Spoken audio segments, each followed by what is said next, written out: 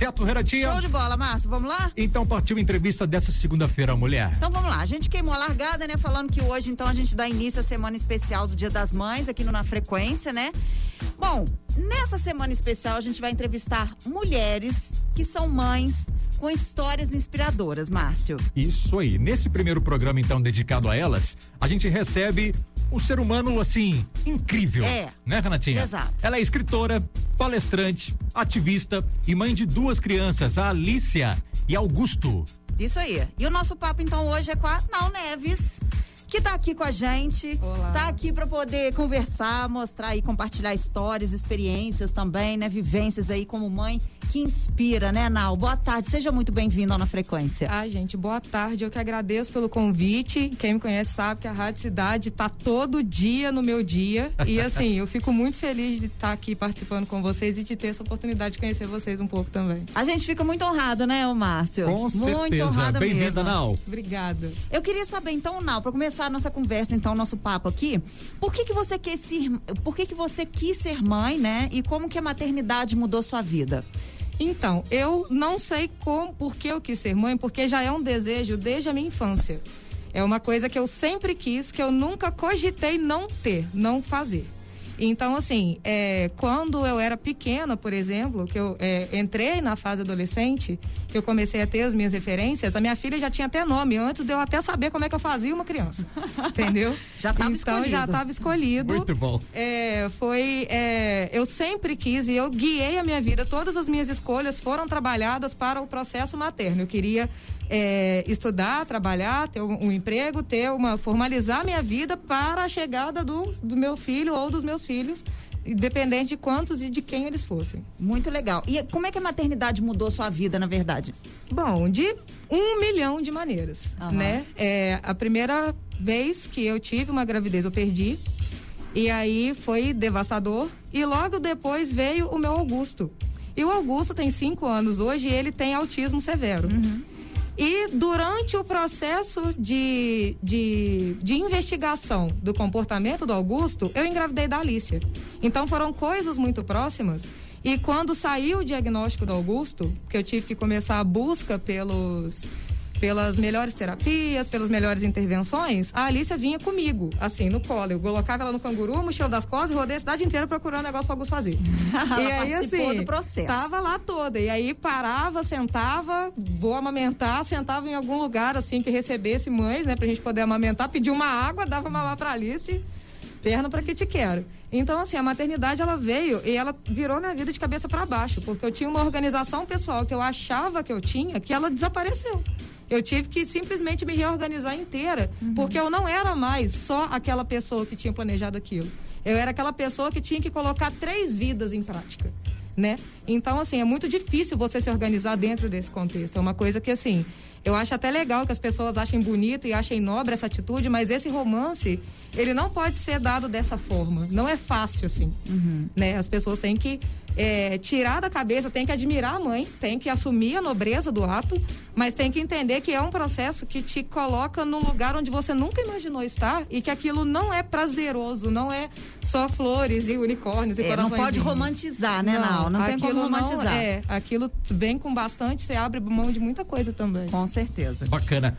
Não, você é escritora e palestrante, não é isso? Bom, parabéns desde já pelo seu trabalho. Obrigada. Quais são os temas que você costuma aí abordar nos seus trabalhos e de que forma você consegue conciliar aí a maternidade e a profissão? É uma loucura, né? É uma doideira. Eu abordo na questão da escrita e das palestras. As palestras são mais voltadas para os temas do autismo, né? Que é, na questão é mais voltado para a maternidade, para ser mãe de pessoa com deficiência, né? Eu abordo muito esses temas porque eu gosto muito de falar sobre isso, que foi um lugar que eu entrei também. E eu tô lá pelo meu filho e é um lugar onde tem muita coisa acontecendo e poucas pessoas estão vendo, e há bastante tempo. E eu acho que é minha função, tendo todo o conhecimento que eu tenho e as formas que eu tenho de atingir as pessoas, que através da minha fala, da minha escrita, que eu dê voz para essas causas, que eu traga essas mães para a luz de novo, né? Porque elas estão lá escondidinhas, vivendo da forma delas, a respeito só da vida dos filhos dela, e tudo que ela está sendo negligenciado, não só por ela, mas pela pressão que ela vive de estar sempre presente na vida do filho. Então, assim, eu preciso falar sobre isso, eu preciso escrever sobre isso, eu preciso que as pessoas ouçam, eu preciso que as pessoas leiam, e elas têm que estar atentas a isso, né? Porque a gente passa por situações que não deveriam ser nem aceitas pela sociedade em si, não só por nós. Claro. E a minha escrita, ela é variada. Eu escrevo sobre tudo, né? Eu entrei no mercado muito curioso, logo depois que eu soube do autismo do Augusto, que ele caiu na minha cabeça de surpresa, que foi um mercado de contos eróticos, e a gente fala sobre isso outro dia. Eu continuo dentro desse mercado, eu escrevo ainda, eu gosto muito, e ele caiu na minha cabeça junto com o diagnóstico do Augusto, e foi meio que uma rota de fuga, assim, né? E é uma coisa que me abraçou muito. Hoje eu sou muito amiga das pessoas que entraram comigo nesse lugar. A gente se dá muito bem juntas. É um projeto que só abrange mulheres e que eu gostei muito, que também é uma coisa que me traz um pouco para perto de mim, que me fez uma falta danada eu me ver, né, dentro desse contexto dos meus filhos. E eu sou muito focada também nos temas de feminismo e de antirracismo. Porque sendo mãe de um menino preto que tem autismo, eu não posso simplesmente ignorar as coisas que ele vai passar ao longo da vida só por ele ser preto. É verdade. Então eu preciso abordar isso, eu preciso que as pessoas estejam preparadas para receber um menino preto que tem uma limitação considerável dentro dos espaços que ele tem o direito de frequentar. Perfeito, Nau. Muito bom. Você falou sobre o diagnóstico, né, do Augusto. Eu queria que você explicasse mais detalhadamente como é que foi receber essa informação, essa notícia, o diagnóstico também, e de que maneira, né, isso significou ou ressignificou, né, a sua experiência como mãe. Bom, receber o diagnóstico, eu te falo que para mim, e não é uma coisa comum, eu te falo como experiência pessoal mesmo, porque não é comum isso que eu senti. O que eu senti na hora foi alívio, porque o meu filho vem de um comportamento distoante do que é aceitável para a criança desde quando ele nasceu. Ele já tinha um comportamento diferenciado desde o momento que ele nasceu. Tanto que a minha mãe percebeu, e eu gosto muito de frisar isso, ele foi mamar no meu peito a primeira vez, uns 10 minutos depois que ele nasceu, e ele já estava fazendo isso errado. E a minha mãe ficou olhando para aquilo e ela falou, gente, esse menino não tá entendendo como é que pega o peito. E ela já achou aquilo antinatural de cara, sabe? E depois desses comportamentos vieram outros e mais outros e mais outros, e eu não sabia o que fazer. Porque, assim, a gente tem só o que a gente sabe, que é nada sobre maternidade. Eu, meu primeiro filho. Então, você vai pescando informações, você vai aplicando aquelas informações que você tem em casa e não funciona de jeito nenhum. Não funciona de jeito nenhum. Então, você começa a se questionar o tempo todo, tipo, gente, o que eu tô fazendo de errado? Que o meu filho não tá indo pro caminho que ele tinha que ir.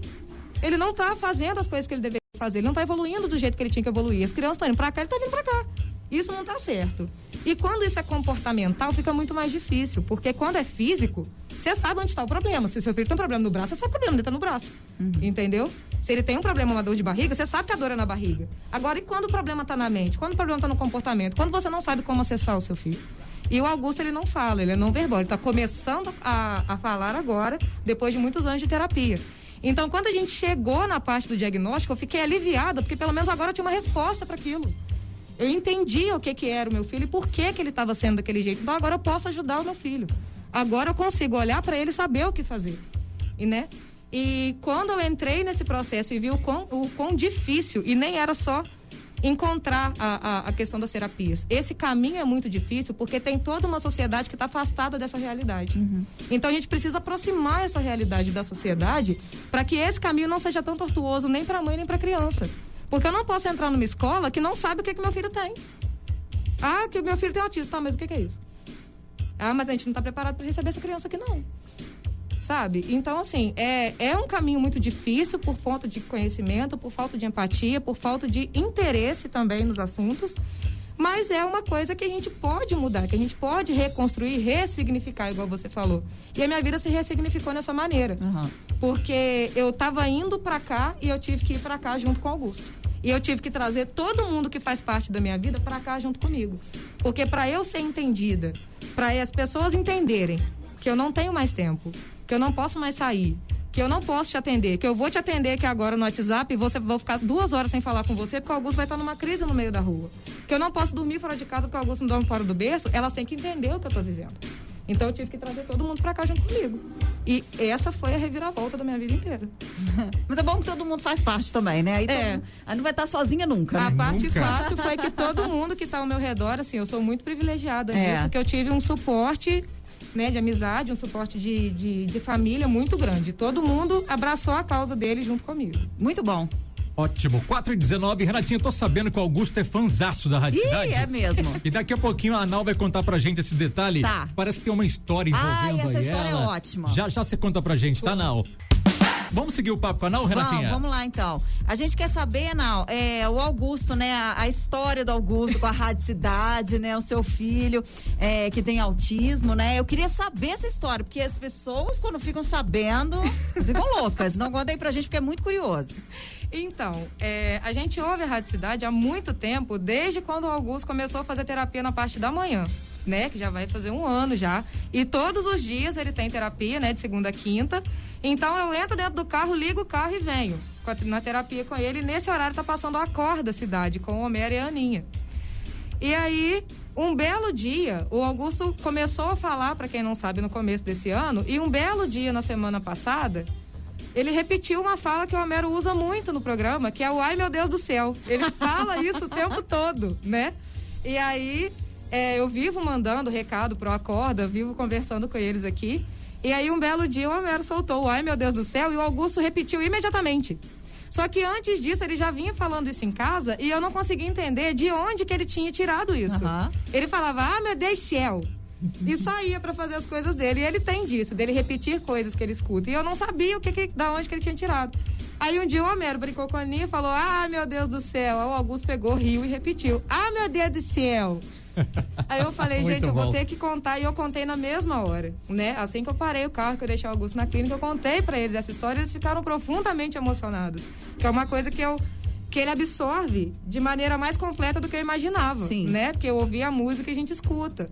Mas o programa em si, uma criança de 5 anos prestar atenção no programa é muito legal, muito interessante isso fazer diferença para ele. E ele tá em processo de aprendizagem de fala, né? Tá. Então, de certa forma, Homero, a Rádio Cidade ajudou o Augusto Completamente, a dar as primeiras, né? A falar as primeiras frases, enfim. E o Homero também, viu? O Homero, personagem principal aí nessa história também. Personagem principal. Ai, meu Deus do céu, é todo dele. Maravilhoso. Ô, não, agora o que essa história pode ensinar aí as mães também que têm o seu filho ou filha com um transtorno do espectro autista?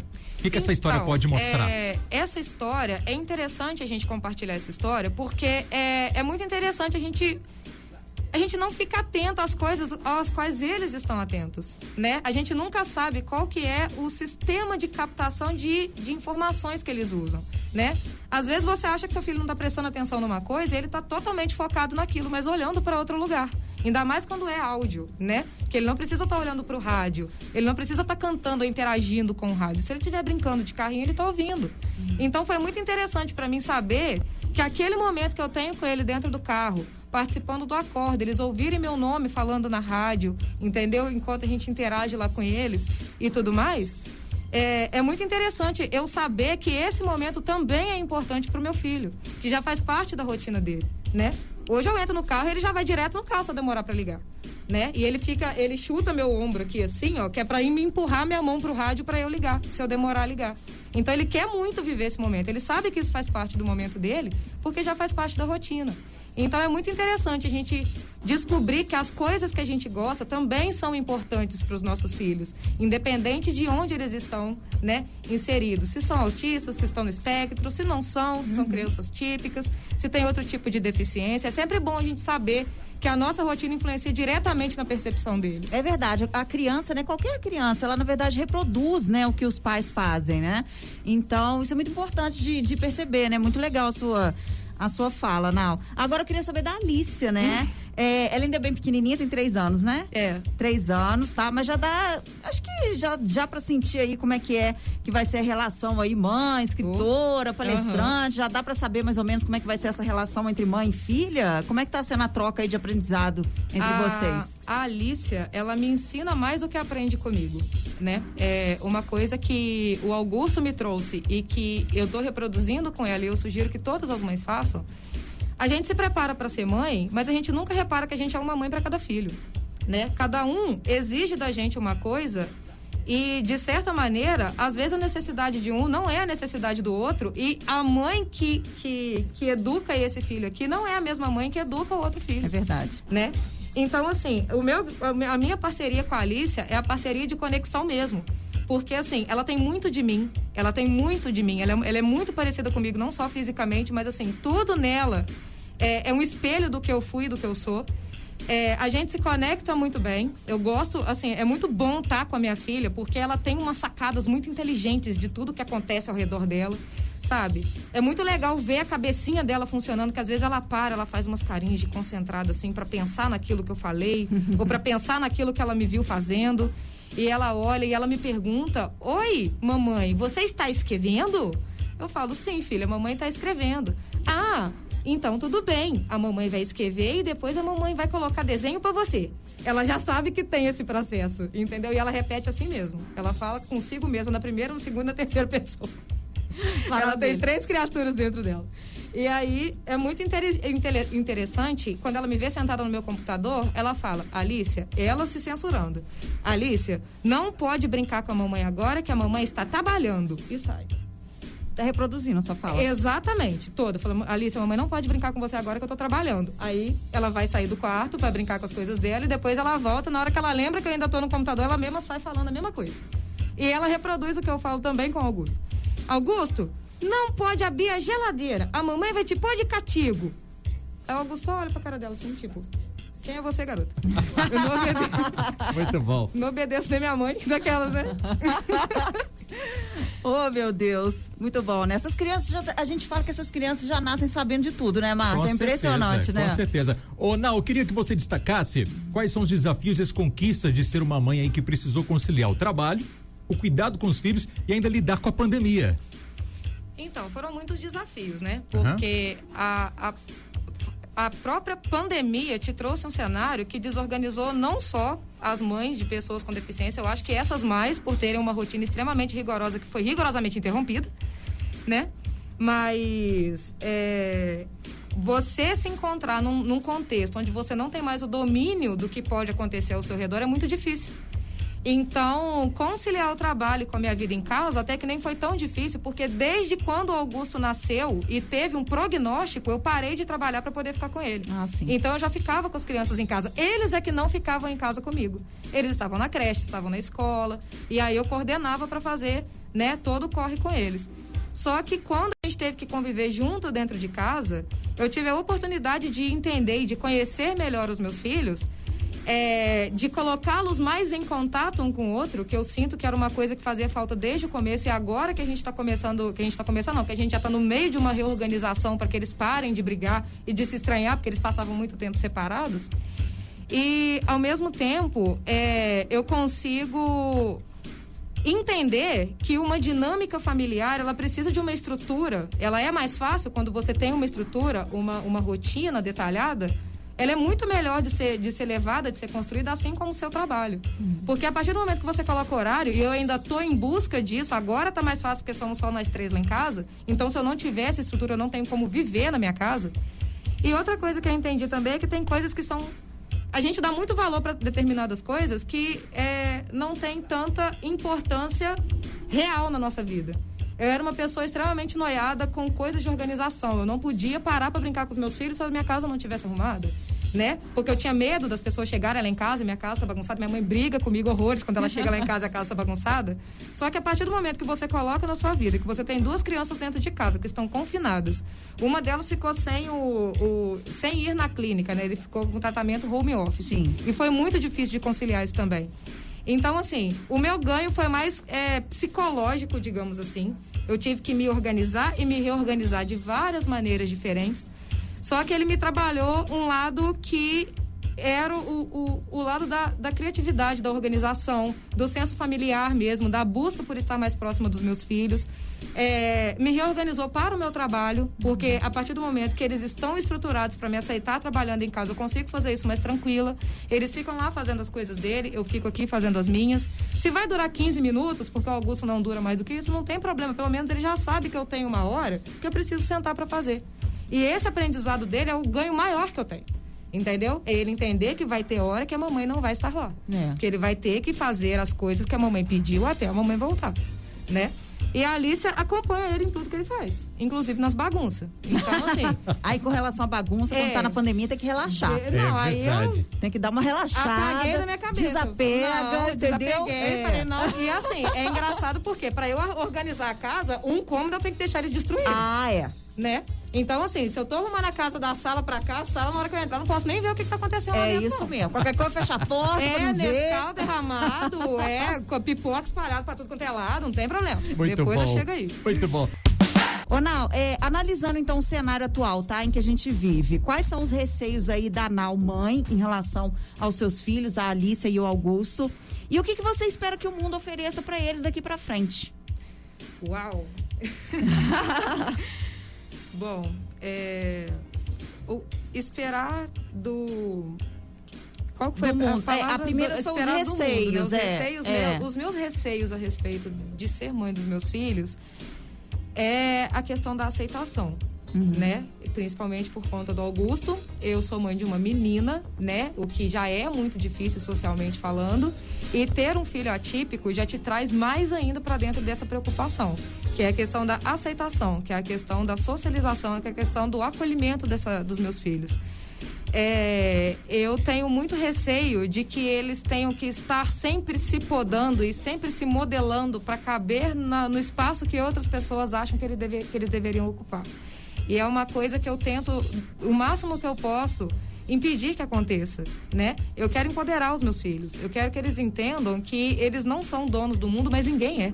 Então, assim, eles têm o direito e eles têm o dever de ocupar os espaços que eles tiverem como alcançar, né? E isso independente de ser mulher, isso independente de ser uma criança atípica, isso independente das suas cores e das texturas dos seus cabelos.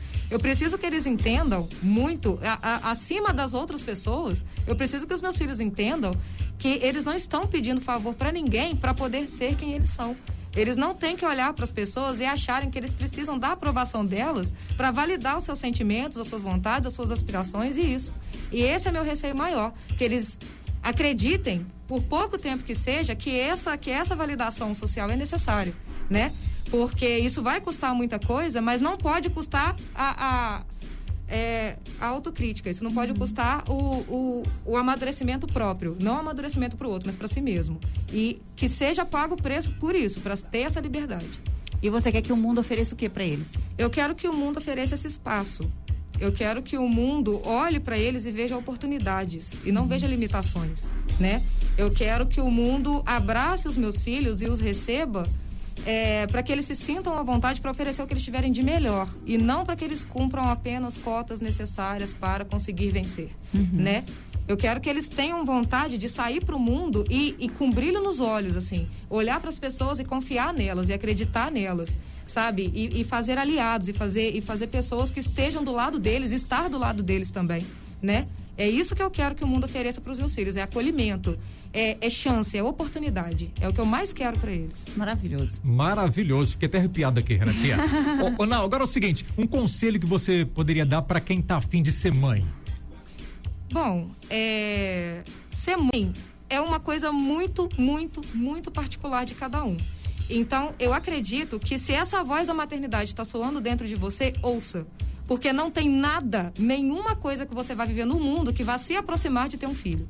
Então, você tem que estar preparado para ouvir esse chamado, atendê-lo e viver aquilo da forma mais intensa, mais completa e mais inteira que você puder. Esteja lá.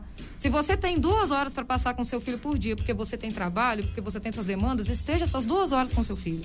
Porque isso é muito, muito, muito surreal de maravilhoso.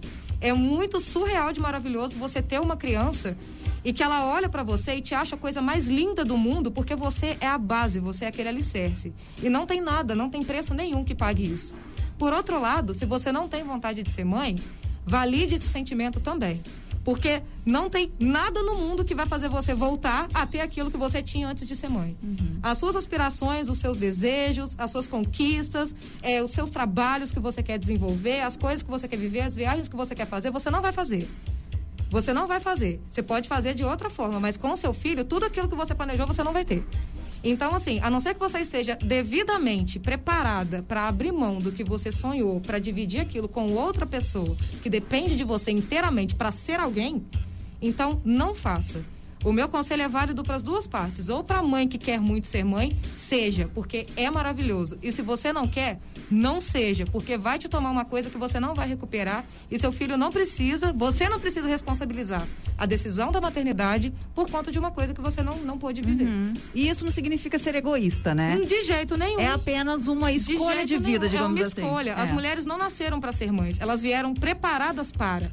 Então, uma coisa não tem nada a ver com a outra. Perfeito. Né? Maravilhosa. Eu queria dizer só que não é maravilhosa. Gente, que maravilhosa. Deu uma aula aqui pra gente, né? Com certeza. Muito maravilhosa. Não, suas redes sociais, pra quem tá querendo conhecer um pouquinho mais da sua história, pra quem quer saber um pouquinho mais dos seus filhos, do seu trabalho, da sua carreira, fala pra gente. Bom, as minhas redes sociais são Nauane Neves, Nau Neves no Instagram, né? N-A-W, Neves no final. Nau Neves no Instagram. Me sigam por lá. Eu tenho um projeto muito legal chamado Mães Invisíveis, que é mães.invisíveis, está lá no Instagram também, que é um espaço que eu abri e que ele é voltado somente para mãe, para amparar, né? Ele é voltado somente para o amparo e para o acolhimento de mães de pessoas com deficiência, para a gente levantar essas vozes, para a gente levantar essas necessidades que não são vistas, que são negligenciadas e que existem, que estão lá e precisam ser faladas. E, gente, me sigam, sabe? Pode sugerir conteúdo que eu vou trazer para vocês. Tudo que tiver à minha disposição eu estarei fazendo para trazer mais informação sobre esse mundo que eu vivo, sobre tudo isso que a gente passa, todas as mães atípicas que estão vivendo nesse momento muito louco da pandemia. Pode falar comigo que eu estou aqui à disposição de vocês para o que vocês precisarem. Muito bom, Nau. Eu só queria te dizer uma coisa. Eu tenho certeza que com tudo que você faz, não só para você e para sua vida com os seus filhos, mas para outras mães também, que de certa forma, né, vivenciam esse desafio que você também vive e a felicidade também, né, que você vive com o Augusto principalmente. Eu tenho certeza que com isso o mundo vai oferecer assim 1 milhão de coisas maravilhosas para os seus filhos e para você também. Muito sucesso. Obrigada. Parabéns por tudo que você faz, pelo trabalho. Você é realmente uma mãe inspiradora. E feliz Dia das Mães. Muito obrigada, gente. Vou chorar aqui, igual um idiota. Obrigado mesmo. Eu pretendo fazer mais, pretendo fazer muito, né? Porque tem coisa que a gente... Se aquilo tá te incomodando, você tem que fazer algo a respeito. Eu acho que é minha responsabilidade como cidadã levantar as pautas que eu levanto, defender aquilo que eu defendo. Eu não teria a voz que eu tenho e o poder de alcance que eu tenho se não fosse para fazer algo que pudesse mudar esse cenário, que pudesse mudar esse mundo. E o que eu estiver fazendo aí, enquanto eu estiver viva, eu vou correndo atrás disso. Maravilhoso. Muito bom. Muito bom. Parabéns por tudo e feliz Dia das Mães pra você, tá, não? Muito obrigada. Tamo junto sempre, né? Tamo junto, né, Renatinha? É verdade, tamo junto, gente, sempre.